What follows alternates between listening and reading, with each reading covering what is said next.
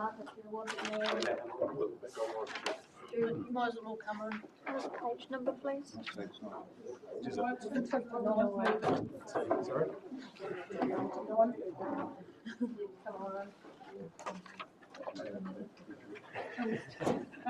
We've got a form. Done a quick count, so the way this goes will be.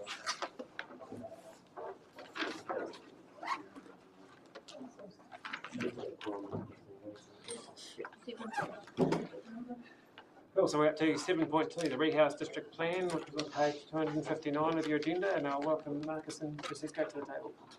Perfect, thanks very much. Yeah, so effectively probably the longest report on the agenda today, so hopefully it isn't consequential in terms of how long it takes, because I know you've been here for a wee while. But effectively this report seeks a decision. It relates to the National Planning Standards, so it's a mandatory requirement that a district plan is rehoused and follows a standard sort of design and style to make it easier for people working across multiple different agencies. So similar to the conversation this morning relating to the bylaw within Invercargill City Council and Southland District Council, the people who are using those district plans have a similar look and feel, and the contents are all laid out the same. So effectively, the planning standards prescribe requirements about the presentation and structure of plans, along with the requirements around accessibility and the electronic delivery of district plans, so GIS systems that all look the same and work the same. So what we've effectively done is kept our district plan, the context and the rules and the regulations exactly the same, but we've purely just changed the title, the way the plan is set out, and some of the names of the chapters in accordance with the mandatory requirements. We've added some definitions, and we've also changed the name of some zones, but effectively the intent and the rule framework is all kept the same. So we've managed to rehouse a district plan without triggering any public notification requirements, because the intent is all exactly the same. So the one thing we haven't done, which is a requirement of the planning standards, is establish electronic plan. So effectively what it means is that we're supposed to have a GIS system that you can click on that tells you the zone and what is permitted and what isn't permitted. So effectively we haven't undertaken that to the compliance level that we would need to, on the basis that it costs a significant amount of money, and it's not, in our view, the right amount or the right time to do that piece of work.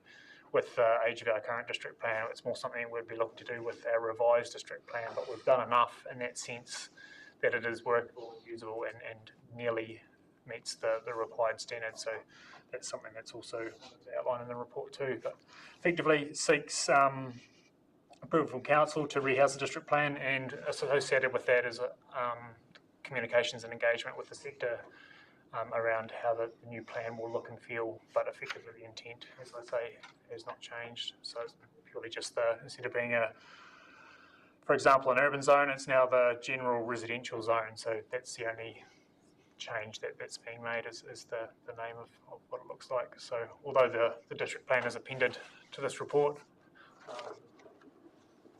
not really much has changed apart from the title of each chapter. So yeah, open for any questions. Cool, thank you. I guess just the initial question from me is, in the previous, when I say previous report from earlier on today, but the minor amendment to the district plan there, and then we're making amendments here, I assume these aren't being done siloed, like it's going to be done in one collective piece, or do we have to do each of these minor changes on their own? So effectively, this change doesn't require any public consultation. It is purely just an administrative change. So the planning standards set out what you can do without needing to go through a plan change and advise the public and have meetings and submissions and all that sort of thing. So this is purely you can make those changes without needing to go through that process. So the bylaw code of practice was more how you go about the development, whether if you can go about the development. So the district plan sort of sets the rules around what's appropriate and what's not, and getting a resource consent to subdivide or develop or do anything.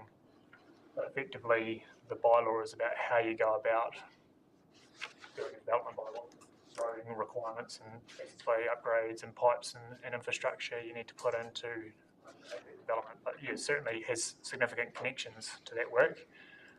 So there will be a bit of crossover, but they are quite separate still. I can just add a little bit, that from an efficiency perspective, much better to do these as two separate pieces, just to be really, really clear. This is administrative, it would overcomplicate if you took it through that, joined the two together, just to be clear. And I guess this is a potentially a stupid question, but there's no such thing as a stupid question, so I'm going to ask it. What's a U-burn zone? So U-burn zone, so effectively Landcorp north of Te Anau went through a plan change, would have been 2015. So they basically sought to establish their own zone in the district plan and have their own set of objectives, policies and rules to enable rural residential style development on the terrace just north of Te Anau on a U-burn farm. So they went through a plan change process as public consultation, and they developed their own set of rules around the future growth and development, but it's never actually been progressed forward into an actual development. It's just sitting there, the zone's existing, but it hasn't actually been carved off and on-sold to a developer to actually progress it forward into rural residential land.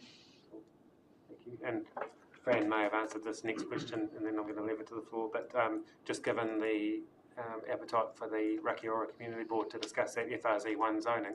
Yeah. If there was any requirement to change that, would that fit into this, or would that be better as a separate process again, based on what Fran said? It would be out of scope of this one, because that's effectively changing the intent of the regulations and the rules that apply to all of those properties in that Field and Rakiora zone on Rakiora. So yeah, effectively it's outside of scope because there's no intent of changing the rules or how the rules are triggered with this paper. That we need to go through a formal process through that to change the rules to make it easier or more difficult depending on what they're seeking to achieve on the island. And Francisco and I are heading over to the 8th of June Community Board meeting to have a conversation with the Community Board about that. I've hogged the mic enough. Does anyone else want to ask a question? Councillor Wilson. I've just got one question regarding, I understand this isn't the time to change anything in the district plan, but when does that conversation come up to actually look at some of these? For example, one of the strategic objectives around urban form and development suggests that there's quite a few towns in decline as industry has moved away and the economy has kind of shifted. But since 2008, speaking from a northern Southland point of view, kind of Marston through up to the Otago border, that's been quite a shift in economy that's probably seen growth in those areas.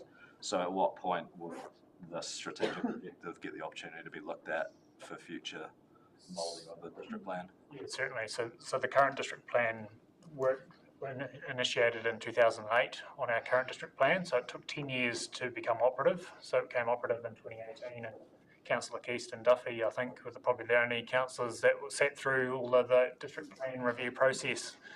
So statutory obligations is every 10 years we need to full review of our district plan to make sure it stays current, so that the district plan isn't too loose or too tight, depending on changes in what's happening in each district or each region. So it captures the things that it should be capturing, and there could be things that pop up, for example, trees or some of those sort of issues that need more regulation, but also potentially there are other things where it may be over-regulating that we need to peel back a wee bit and have a bit of a more of a review around what the community's aspirations are for the township. But in addition to that, we've got highly productive lands come out of central government that we need to give effect to. So yeah, there's some of those sorts of things, and then natural hazard profiles are changing as well with sea level rise and some of those other issues. So we certainly are getting close to needing to do a full review of our district plan. So initially, I'd indicated in the previous long-term plan that it was going to be year 4, 5 and 6 we were going to start that piece of work. So it's effectively coming to this next long-term plan. We're going to have to start doing some pretty serious work on our district plan. But in that same sense, our Resource Management Act is being significantly reformed, looking at a regional spatial planning exercise to have a whole region approach, but be more of a full wellbeing approach than purely an environmental lens. So trying to move fast enough that getting things lined up so that we can progress through, but I guess we need to understand that regional layer to understand how quickly. We don't want to review our district plan under the Resource Management Act if the whole context is completely changing with how we base our decisions on progressing the policy situation moving forward. So it's very much being ready to go, but not being too far ahead, provided we're current, but not doing work that we have to redo or is not quite right, depending on how the future is shaping out. So it's, certainly aware that the plan is ready for a review, but wanting to understand that regional context But first. not really the ability to piece by piece address things as they come up, is it, because of the consultation required? Yeah, correct. Every time you try and do something, you have to go through a full public process. So I guess when we choose to launch into that, there's either a full plan review, or you can try and chunk up sections and go through section by section. It's probably easy to go through a full plan review because you're changing all of the context all at once. But yeah, we haven't got the scope to do that process, unfortunately. We can do that groundwork now to start preparing for what Councillor Wilson's just identified as starting the work on those processes to feed into either a spatial plan or district plan or whatever we do, but actually, like you say, being ready to go with whatever changes we identify. Permitted activities, for example, for other conversations from today. Councillor Keast? Your Worship, yeah, the committee that classification of the highly not being able to use land class 6, 8, the highly productive soils. That's one that we actually really need to get a head around because a lot of our townships are actually bursting at the seams and they want to go out, and it's far better that we actually do the planning and put that around there rather than have ad hoc people, applications coming in for development, and so you get it in areas that that it would be better to presume that we gave direction to rather than individuals doing it for a small amount for themselves. So we're probably deviating quite far from this report, but again, valuable discussion because it feeds into it. I thought we had a rural residential zone that we changed all those townships to that, but it doesn't sort of refer to that. There is a rural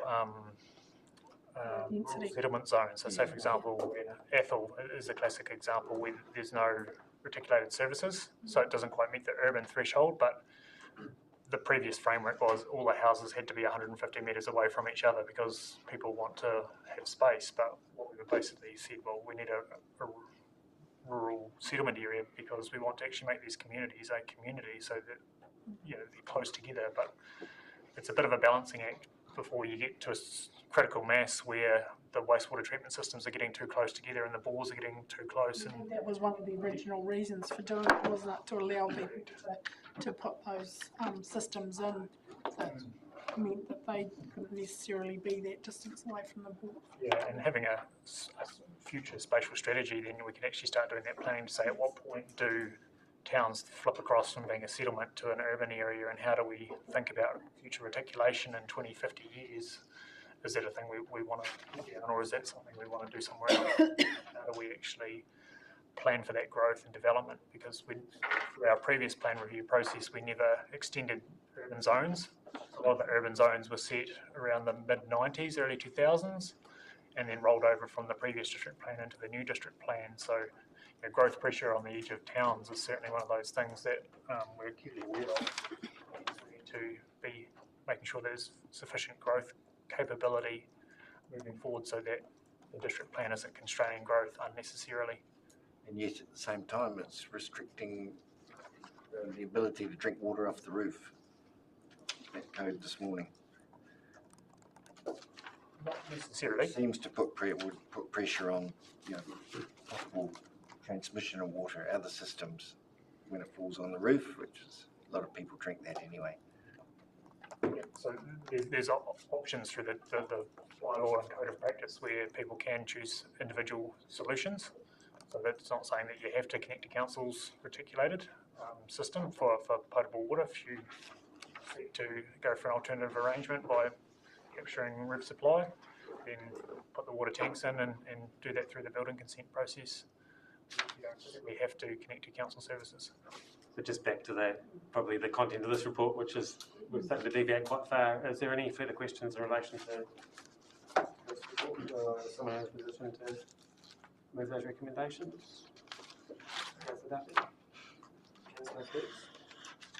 So that we're approving the rehousing of the operative Southland District Plan 2018 as per the National Planning Standards 2019.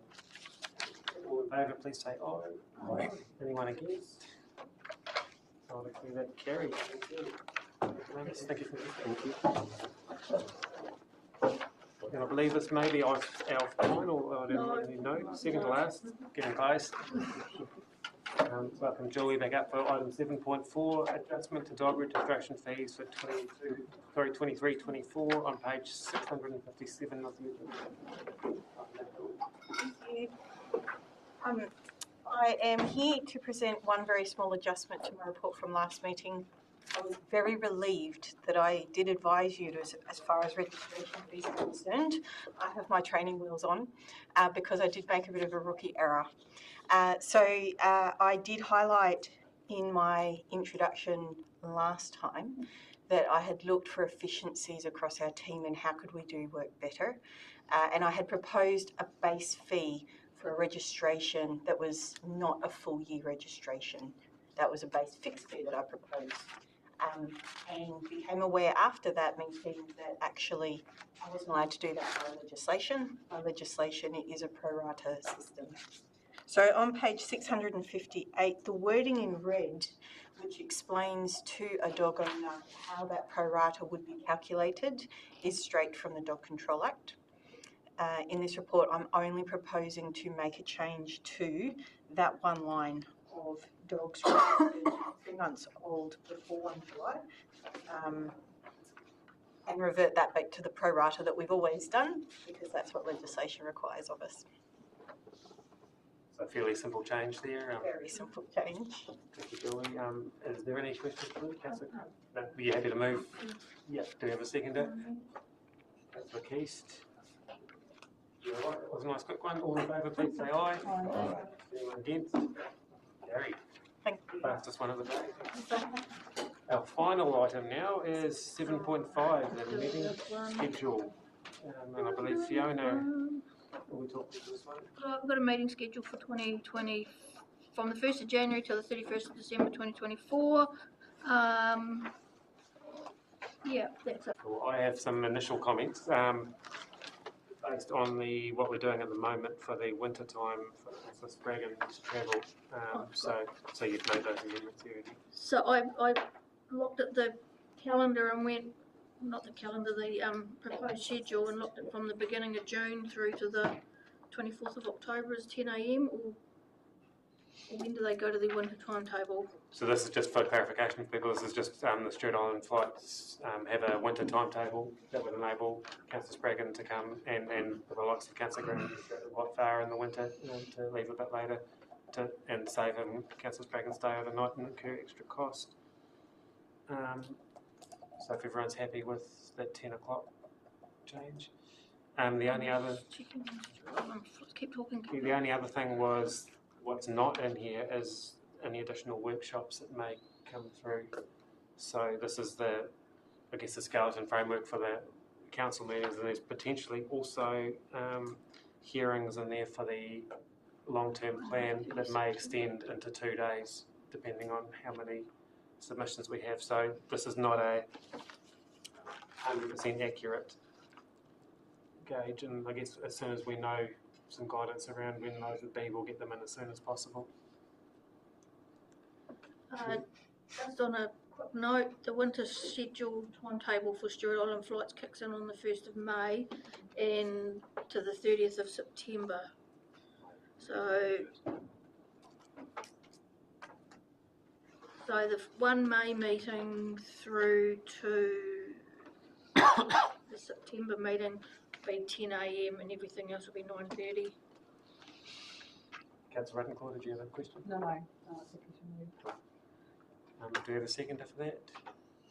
Councillor Chamberlain, any further discussion? I'll put the motion. All in favour, please say aye. Aye. Anyone against? I'll declare it carried. That was a tough meeting today, but thank you everyone for a very good discussion, and apologies that it's gone on for the full day, but yeah, I think that was very, very intense day. So we'll move to the closing karakia to adjourn the meeting. The Chief Executive would like to have the honour. Kia hora, kia whakapapa whanau te moana, hei huarahi mā tātou I te rangi nei. Araha atu, araha mai, tātou I a tātou katoa, Ue te rākia. May peace be widespread, may the sea be like greenstone, a pathway for us all this day. Let us show respect for each other, for one another, and bind us together. I believe that's a karakia for people about to make a journey as well. So, Thank you very much, everyone. Safe travel.